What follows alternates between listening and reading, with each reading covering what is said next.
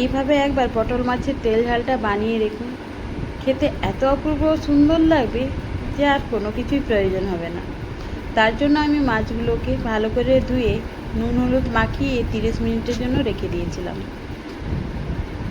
এরপরে কড়াইতে দেবো সর্ষের তেল। তেলটা হাই ফ্লেমে গরম করে একে একে আমি মাছগুলোকে ভেজে নেব।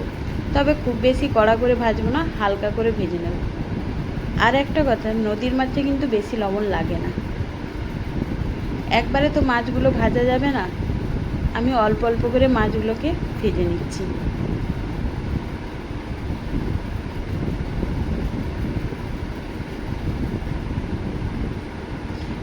এরপরে সব মাছগুলো ভেজে নেওয়ার পরে কড়াইতে যেই তেলটা থাকবে দিয়ে দেবো কালো জিরে কাঁচা লঙ্কা ফোড়ন, আর দেবো কুচনো পেঁয়াজ।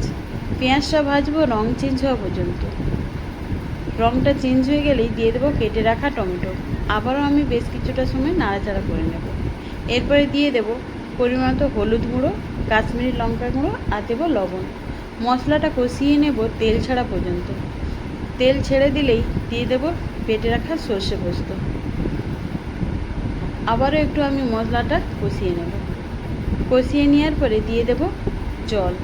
তবে এখানে আমি গরম জলটা দিচ্ছি, গরম জল দিলে মাছের টেস্টটা থাকে।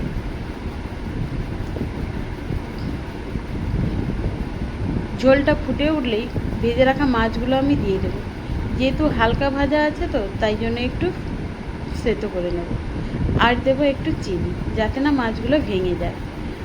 তবে খুব বেশি নাড়াচাড়াও আমি করবো না, ঢাকা দিয়ে আমি সেদ্ধ হতে দেবো। ঢাকা খুলে যখন বসা বসা হয়ে যাবে আমি এবারে নামিয়ে নেব।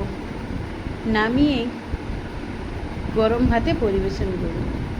খেতে এত অপূর্ব লাগবে যে আর কোনো তরকারির কথাই মনে হবে না। আমার এই রেসিপিটা কেমন হয়েছে অবশ্যই কিন্তু কমেন্টে জানাবেন।